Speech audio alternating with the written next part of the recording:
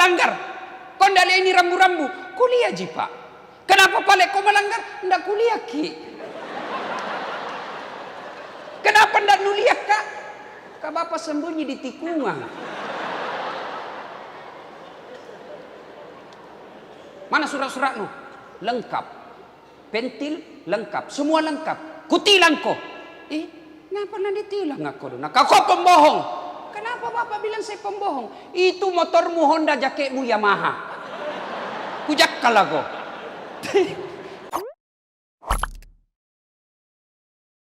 Minta tolong, kita masih musim pandemi, pakai masker tak. Kalau ada kuliah tidak nak pakai maskernya, saya yang pakai maskerku. Kalau saya pakai maskerku, tidak lama ceramah, kabusangnya orang. Maka tolong pakai maskernya bapak-bapak. Di Pak Bupati saja sama Karengkio, nak pakai tawa maskerna. Padahal itu Karengkio ada kumis namu dikasih lihat yang tebal. Tuh, tapi dipakai tonji. Tak kok makalabu serius kayak ini. Nah, minta tolong pakai semua masker dulu. Pakai semua maskernya di insyaallah jaga jarak, tetap jaga jarak ya. Alhamdulillah, alhamdulillah. Lalu bagaimana umatnya Nabi Muhammad? Disebut masyarakat jahiliyah. Apa itu masyarakat jahiliyah? Karakternya tidak bermoral. Contoh, kalau perempuan waktu itu bainea tidak ada gunanya. Perempuan zaman jahiliyah hanya dilahirkan untuk melahirkan. Dan boleh dipakai taruhan judi.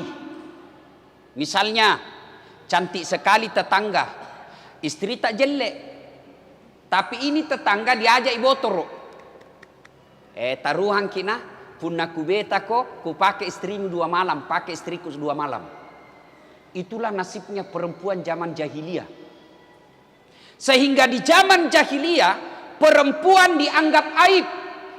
Kalau ada perempuan melahirkan dan yang dilahirkan bayi perempuan langsung diambil dan dikubur hidup-hidup.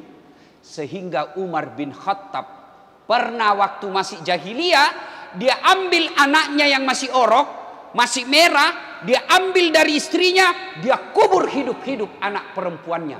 Umar bin Khattab. Kemudian Joni kana ballo, tahu jaki ballo? Ballo AC, ballo tua. Bukan cuma diminum, dimandi itu hamar, dimandi. Namanya masyarakat jahiliyah, ada lagi disebut perbudakan. Budak itu bukan pembantu, budak itu hak milik namanya. Terkenallah budak yang kemudian menjadi sahabat Nabi, Bilal bin Rabah, yang kemudian menjadi tukang azannya Nabi. Situasi di Mekah 4 Tuhan. Latta, Manat, Uzza, Hubal. 4 Tuhan waktu itu. Maka Muhammad waktu itu belum jadi Nabi. Gelisai. Nah karena karaeng. Ngapa ini kodong sekampungku? Kenapa ini kodong keluargaku? Nama nyembah berhala. Kenapa mereka menghina perempuan? Kenapa mereka minum khamar? Nabi kemudian beruslah.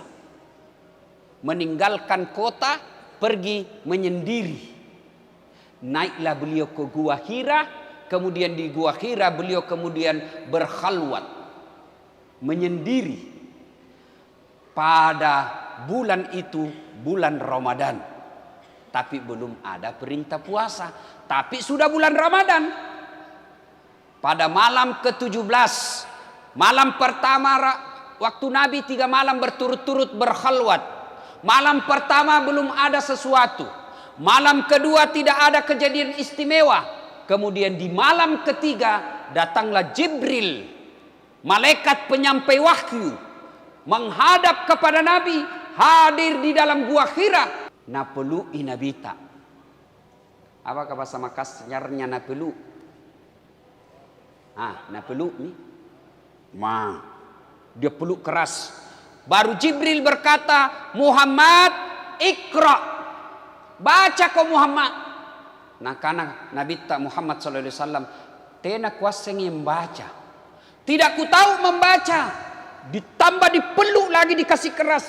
Iqra, baca. Saya tidak tahu membaca kau dong. Nabi lagi Jibril, nah peluk tambah keras sampai Nabi sesak napas. Coba lihat orang Pak kalau dipeluk sama orang besar, orang kecil seperti Dasat Latif dipeluk sama orang besar seperti Pak Bupati, tinggi besar, gammerak. Peluk kan nak kecat di, tambah dipeluk tambah sesak napas, tambah dipeluk tambah sesak napas. Akhirnya Nabi diriwayatkan sampai hampir tidak bisa bernapas. Lalu Nabi mengucapkan Iqra bis mirabbikal ladzi khalaq, dan seterusnya sampai ayat 5. Dilantiklah Nabi menjadi Nabi dan Rasul. Pulang ke rumah beliau. Lalu Nabi menceritakan, wahai istriku sayang, saya didatangi oleh seorang laki-laki tinggi besar, gagah, putih bersih. Dia peluk saya sampai saya sesak napas. Disuruhnya saya membaca. Ingat, Nabi tidak tahu membaca tidak berarti dongok. Nabi tidak tahu membaca tidak berarti goblok. Nabi tidak tahu membaca tapi beliau cerdas. Lihat nenek tak dulu. Nenek-nenek tariolo. Tidak ngaseng itu bahasa Indonesia. Tidak tahu membaca. Tapi dagang jago. Kakek-kakek dulu yang hidup di tahun 50-an, yang hidup di tahun 40-an, banyak kakek kita tidak tahu membaca tapi jago bertani, jago berdagang. Berarti mereka tidak bodoh tapi cuma tidak tahu membaca. Nabi tidak tahu membaca tidak berarti goblok, tapi kenapa Allah takdirkan Nabi tidak tahu membaca? Untuk apa? Supaya tidak ada fitnah bahwa Quran itu tulisannya Muhammad, bahwa Quran itu karyanya Muhammad. Karena kalau Nabi tahu membaca, Nabi tahu menulis, maka orang-orang kafir akan berkata, itu Quran bikinannya Ji Muhammad. Buktinya Nabi tidak tahu membaca, Nabi tidak tahu menulis, tidak mungkin Quran bikinannya. Pulang Nabi kepada Khadijah, diceritakan. Lalu Khadijah mendatangi pamannya, namanya Waraqah bin Naufal, pendeta buta tunanetra. Pamanku, baru saja semalam suamiku didatangi makhluk tinggi besar, lalu dipeluknya disuruh membaca Iqra. Lalu Waraqah bin Naufal berkata, pendeta ini, bawa kak pergi di suamimu.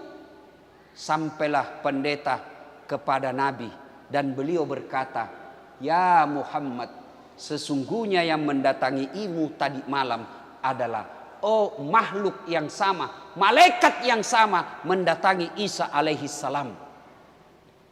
Sesungguhnya ya Muhammad, engkau adalah penghulu para nabi, engkau adalah nabi terakhir. Maka alhamdulillah, sejak itu Nabi dilantik dan diresmikan menjadi nabi, rasul yang terakhir. Kejadian inilah yang kita sebut Nabi menerima wahyu pada malam itu. Itulah nuzulul Quran yang kita peringati malam ini. Apa hikmahnya?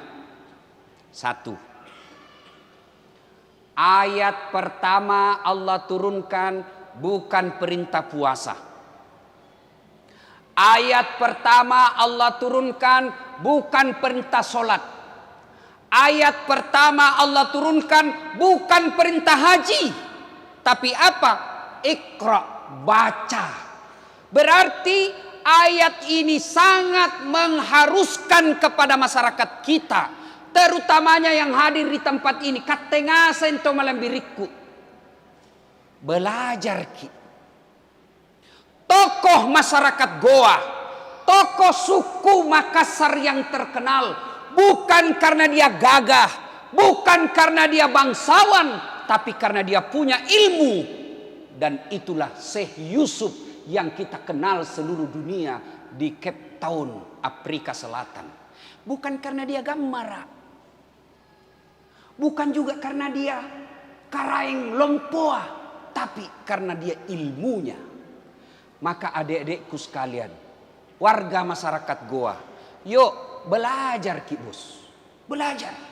Harus ada yang lanjutkan perjuangannya, belajar ilmu pertanian, melanjutkan perjuangannya Bapak Syahrul Yassin Limpo sebagai Menteri Pertanian. Harus ada yang belajar Al-Quran, belajar tafsir, belajar hadis, agar ada bibit-bibit penerusnya Syekh Yusuf. Jangkik menjadi umat yang dimanjakan dengan materi, uangnya orang tua tak banyak, pangkat jabatannya orang tua tak bagus, kekayaan orang tua kita baik, sehingga kita tidak mau menuntut ilmu. Lihat orang-orang yang kaya dulu, lihat orang-orang bangsawan dulu, yang punya tanya banyak, tapi anak-anaknya tidak mau sekolah, anak-anaknya tidak mau kuliah. Akhirnya apa? Jual tanah, jual tanah, jual tanah. Habis, akhirnya sekarang menjadi rakyat biasa yang miskin, meskipun ada gelar karaengnya tidak dihormati orang. Maka belajar kita. Ali bin Abi Thalib, sahabat Nabi yang sangat cerdas, pernah ditanya, "Ya Imam, kalau kau disodorkan pilihan antara harta dengan ilmu, kau pilih mana?" Ibu-ibu, oh ibu, adik-adik, kalau saya kasih pilihan antara iPhone 12, Cikali, pilih mana? iPhone 12 atau kitab Durratun Nasihin? Pilih mana? Kitab. Pencitraan misede. Pilih apa? iPhone biasanya. Tapi Ali bin Abi Thalib ditanya, "Ya Imam, kalau kau disodorkan harta dengan ilmu, kau pilih mana?" Ali bin Abi Thalib dengan mantap menjawab, "Saya pilih ilmu." Kenapa pilih ilmu? Ada 3 kelebihannya ilmu dibanding harta. 1, harta setengah mati kau jaga, ilmu dia jaga kau. Saya ulang, harta setengah mati kau jaga, ilmu dia yang jaga kau. Contoh, ada wanta 5 juta, kasih masuk di belek-belek. Sudah itu belek-belek kita gembok. Sudah. Ini belek-belek dikasih masuk di lemari. Digembok lagi lemarina. Berapa mi gembokna, Dek? 2. Keluar ki kamar digembok lagi tu kamar. Berapa mi gembokna? 3. Keluar rumah digembok lagi pintu. 4 gembokna. Keluar pagar gembok lagi pagar. 5 gembokna. Sampai di rumah ronda warung kopi hilang kuncinya. Oh male, susana dijaga jodoheka. Kita yang jaga, tapi ilmu dia yang jaga kita. Mana contohnya Pak Bupati dan Wakil Bupati? Karena cerdas jadi bupati, dijaga oleh Satpol PP, polisi setengah. Nasami, toh. Tapi ada sekarang Pak lebih hebat, mendekati polisi, satpam. Jo satpam kodong rewe kam-kamen nih Pak, kabajuna miriki polisi. Tahu anak, weh jangan kau ketawa kalau saya sebut polisi. Jangan musuhi polisi. Kau kira enak ini hidup kalau tidak ada polisi? Kau kira enak di dunia ini kalau tidak ada polisi ini di Goa? Rumah dirampok, anak diperkosa, istri dibunuh. Siapa nuboya? Siapa? Penghafal Quran. Tidak ada gapai. Nen nuboya, naik. Polisi. Ayo. Mobil dirampok. Siapa kita cari? Siapa? Imam. Tidak ada apa lagi. Siapa dicari? Polisi. Bahkan kita sukses acara malam ini karena ada polisi yang menjaga kita. Maka jangan kau musuh itu polisi. Pun kalau ada polisi yang minta-minta uang di jalan, Itu polisi peleng India. Tapi polisi Indonesia. Ya, kasus tong itu kalau namusui ke polisi susah. Per. Kau melanggar. Kau ndak ini rambu-rambu. Kuliah ji pak. Kenapa pale kau melanggar? Ndak kuliah ki. Kenapa ndak nuliah kak? Kak bapak sembunyi di tikungan. Mana surat-suratmu? Lengkap. Pentil lengkap. Semua lengkap. Kutilang kau. Kenapa nak ditilang aku? Nah, kau pembohong. Kenapa bapak bilang saya pembohong? Itu motormu Honda, jaketmu Yamaha. Kujakkal aku. Terpaksa nabuka kodong bajuna. Nabuka mi bajuna. Masih kau kutilang. Kenapa? Saya tidak suka lihat mukamu. Melawan petugas. Maka jangan musuhi polisi. Kalau polisi kau musuhi, nak carikan kau pasal. Maka saya heran kalau ada penceramah suka maki-maki polisi. Kalau dimaki-maki polisi tidak nak kasih kisin ceramah, wassalam. Iya toh? Maka yang bagus polisi sigang ustaz deka. Ustaz sigang bupati deka. Bajiki. Yang kau baku musuh-musuh. Kalau kita baku musuh, apa enaknya? Maka inilah yang disebut bersinergi. Dan di goa kita lihat malam ini. Coba lihat tawa ramai. Tetap mematuhi protap kesehatan. Kenapa? Karena bupati, wakil bupati, tentara, polisi, ASN bersinergi. Dan masyarakatnya tidak kepala batu. Kecuali yang tetap masoti. Nah, itu kepala batu sedeki itu. Nah, ibu bapak saudara-saudara sekalian. Itulah hikmah pertama. Belajar ki. Yang kedua kata Imam Ali. Kenapa saya pilih ilmu? Jawabannya Ali. Dengan ilmu kau bisa dapat fulus. Tapi dengan fulus belum tentu kau dapat ilmu. Contoh. Ini kisah nyata di kampungku dulu pak. Ada juragan tambak banyak sekali empangnya. Tapi tidak tahu membaca. Baik. Masuk ke wartel. Belum ada HP waktu itu. Saya masih SMP. Masuk wartel. Kamar bicara. Langsung nak buka itu nomor HP-nya anaknya. Nak simpan depan. Baru nak bilang. Halo. Halo. Ambokmu nak. Penrang. Halo. Ku bilang dalam hatiku. Bagaimana mau nyambung? Tidak nak pencet dulu nomornya. Ku bilang gaji, pencet dulu itu nomor, baru bilang ki halo. Yo, tolong nak pale nak ikut pak guru kak. Ku ambil lah itu, baru ku pencetkan. Sudah itu untuk di mulut, nak simpan di telinganya.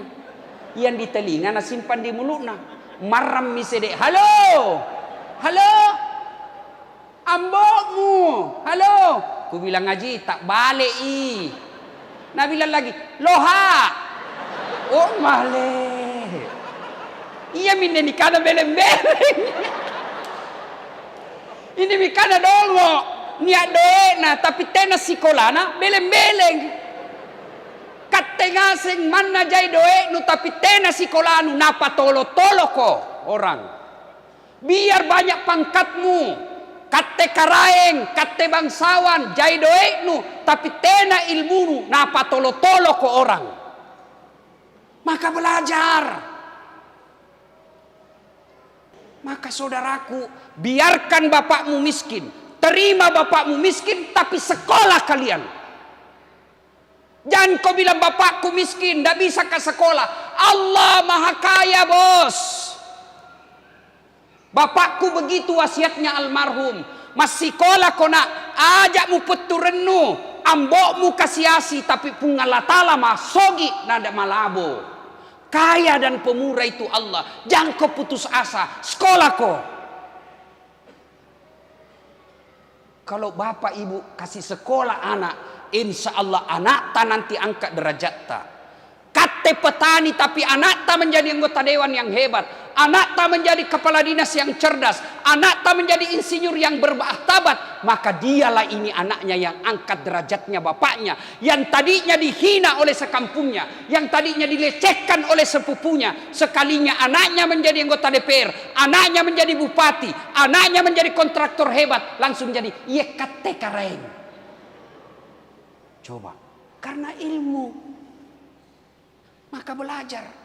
Dengan catatan belajar bismi rabbikal ladzi khalaq, atas nama Tuhanmu. Belajar kau ilmu dagang atas nama Tuhanmu, supaya kau berdagang tidak menipu orang. Belajar kau ilmu konstruksi, ilmu kontraktor dengan bismi rabbikal ladzi khalaq, supaya kau tidak mempermainkan proyek belum diresmikan sudah runtuh. Kaja hitung itu kontraktor Kamenjo. Kenapa diresmikan nih? Pandrak nih. Tapi teh di Kabupaten Goa teh. Enjoy nih. Pernah kita dengar cerita anak kontraktor di akhirat? Injok penghuni neraka sama surga baku SMS. Nah karena penghuni surga, bagaimana kabar takatir situ? Nah bilang penghuni neraka caca, tena baji nerini bos. Ini belender jeki terus. Nah karena penghuni neraka, katanya gimana di situ? Nah karena masya Allah baji nani surga, 1000 rakne 7 bidadari. Maka bapak-bapak yang duda tenang maki pak, nah tunggu ki 7 bidadari. Nah bilang penghuni neraka, bolehkah kami jalan-jalan ke situ di surga? Nah bilang boleh Ji. Nah bilang bagaimana caranya? Nah bilang begini, kami dari surga bikin jembatan, kamu juga dari neraka bikin jembatan, ketemu ki di tengah nah. Oke, lelang proyek. Masa 3 hari pekerjaan, keluar pemenang tender. 3 hari pekerjaan. Hari pertama proyek dari neraka sudah selesai 50%. Hari kedua, proyek dari neraka selesai 75%. Hari ketiga, tuntas, efektif, dan efisien. Selesai. Hari ketiga. Ini penghuni neraka, nah cinik-cinik. Kenapa? Jadi surga belum dimulai proyek nah. Nah perjanjian hari ketiga ketemu mi di sini. Berteriaklah ini penghuni dari neraka. Nah karena, ngapa itu proyek jembatan belum selesai? Ini kami dari neraka sudah tuntas, sudah sampai di tengah. Kenapa kau belum mulai kau di situ? Berteriak penghuni surga, nah bilang, bagaimana mau dimulai? Kontraktor, pengawas, pemborong, panitia yang ngaseng joeng. Yang ngaseng kater itu, situ ada semua di situ, tidak ada di sini. Di sini penghafal Quran Ji. Tidak nak tahu kau dong hitung semeng. Ini kontraktor yang tidak bismi rabbikal ladzi khalaq. Sekolah kau dek, belajar kau ilmu hukum supaya kau tidak dipermainkan hukum. Jadi kau sarjana hukum, jadi kau master hukum dengan catatan bismi rabbikal ladzi khalaq, agar kau tidak patolo-tolo orang soal hukum. Belajar kau, jadi kau notaris bismi rabbikal ladzi khalaq, atas nama Tuhanmu, supaya kau jadi notaris tidak memperbaikan orang yang tidak tahu soal tanah. Belajar. Yang ketiga kelebihannya ilmu. Kata Imam Al-Ghazali, harta kau kasih orang berkurang, sementara ilmu kasih orang nambah. Saya punya uang 5 juta. Saya kasih ke penghafal Quran 2 juta. Uangku praktis berkurang tinggal menjadi 3 juta. Tapi sebaliknya, ilmu kau sedekahkan bertambah. Saya hafal Al-Fatihah. Saya ajarkan kepada anak TK TPK. Ayo dek, sini menghafal Al-Fatihah. Begitu dia hafal, bertambah saya punya ilmu. Namanya amal jariah. Tidak ada orang begitu hafal Al-Fatihah orang yang diajari langsung hilang ilmunya. Hafal Al-Fatihah dek. Waladhdallin amin. Hafal nih, hafal. Mana ilmuku saya kok dong? Di mana? Tidak mungkin hilang yang Al-Fatihah di otakku, tidak mungkin. Maka hikmah tidak usah panjang lebar malam ini. Pulang ki ini belajar. dengan catatan bismi rabbikal ladzi khalaq. Adik-adikku yang belajar agama, yang mau mengikuti jejaknya Syekh Yusuf, tolong puncak dari semua ilmu akhlak. Biar tinggi ilmumu, kau menguasai ratusan hadis, kau menghafal beberapa juz Quran, tapi kau tidak punya adab, tidak ada nilaimu di hadapan Allah. Contoh adab, ini yang biasa di masjid kalau sholat berjamaah, langsung duduk di depan. Dia tidak mau berdoa bersama karena dia bilang doa bersama itu sesat. Tidak mau jabat tangan selesai sholat, tidak mau bersikir selesai sholat. Akhirnya assalamualaikum warahmatullah, assalamualaikum warahmatullah, langsung lompat nalangka-langkai semua orang tua di sampingnya. Kalian seperti itu nol di hadapan Allah. Kau tidak punya akhlak. Kalau kau tidak mau doa bersama, kalau kau menganggap bahwa zikir berjamaah itu sesat, kalau kau tidak mau doa bersama sama-sama, maka tolong hargai orang, jangan kau langkah-langkai. Caranya apa? Di belakang kau duduk supaya kau tidak menghalangi orang. Itu namanya adab. Kebanyakan sekarang baru belajar satu kitab, nonton YouTube, belajar setengah-setengah, kayak dia punya surga sama neraka. Kayak dia panitia hari kiamat. Antama kau neraka, dicucutan pantakmu, digunting lidahmu, tusuk matamu. Dia bilang anak muda, tema kopi mesti pamalak-malak. Ada begitu. Yang penghafal Quran juga, kalau jadi imam, jangan menyiksa jamaah. Kan ya tong itu penghafal Quran acaca. Kalau dia jadi imam, baru mau takbir salome mami. Apa itu nak? Kau tinggal angkal nih bos. Allahu Akbar. Sekalian jadi imam pak. Rakaat pertama apa? Nah baca surah Al-Baqarah ayat 10 sampai 55. Oh male. Dia husuk dengan bacaannya, kita husuk dengan hayalan. Mau ki ruku, belum pi ruku. Mau ki ikut, tidak dihafal, terpaksa dibaca ngasing ini. Terpaksa dibaca pengumuman. Belum pi selesai, terpaksa dibaca lagi bajunya orang di depan tak. Caleg DPR RI nomor urut 7. Karena Pak Bupati dan Wakil Bupati gelisah kalau ada imam seperti itu. Dianggapnya ini imam begini bermasalah. Maka beliau punya program pelatihan imam masjid. Maka tolong sambut baik program itu. Ada penghafal Quran. Alhamdulillah. Janji Allah dalam Al-Quran. Walau anna ahlal qura amanu wattaqau lafatahna alaihim barakatim minas sama'i wal ar. Saya akan turunkan keberkahan dari langit dan keberkahan dari dalam tanah. Mudah-mudahan dengan program keagamaan Pak Bupati lanjutkan nanti, maka tambang tipe C di Kabupaten Goa makin bagus.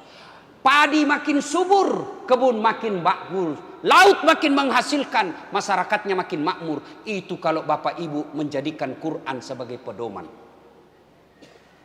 Quran adalah pedoman kita. Seperti firman Allah yang dibacakan qari kita. Hudal linnasi wa bayyinatin minal huda wal furqan. Quran diturunkan di bulan suci Ramadan untuk menjadi pedoman buat kita. Pedoman buat kita untuk membedakan yang hak dan yang batil. Pak Bupati menyadari ini. Bahwa tidak mungkin Quran bisa menjadi pedoman kalau tidak dipelajari. Maka dibukalah program satu desa, satu kelurahan, satu penghafal Quran. Mudah-mudahan desa itu dengan adanya penghafal Quran, maka Quran menjadi pedoman di kelurahan ataupun desa itu. Insya Allah. Meskipun bupati masih muda, wakil bupatinya sudah senior, bukan tua nah, senior. Tapi alhamdulillah, bupati tahu sebagai adik, wakil bupati tahu sebagai kakak. Terjadilah kerukunan yang harmonis. Berapa banyak di kabupaten lain baru 2-3 bulan lebat nilanti. Oh no berkalahi nih. Goa tawa alhamdulillah. Mudah-mudahan contoh keteladan ini bisa diikuti kalian para ASN. Tiako takabur, jangan kau anggap remeh orang. Belajar kok, karena itu ASN. Kalau sudah menjadi kepala dinas, sudah menjadi kepala bagian, caca-caca. Batena na pandang ngenteng orang. Jangan kau sombong karena kepala dinas. Kau jadi kepala dinas karena bupati suka kok.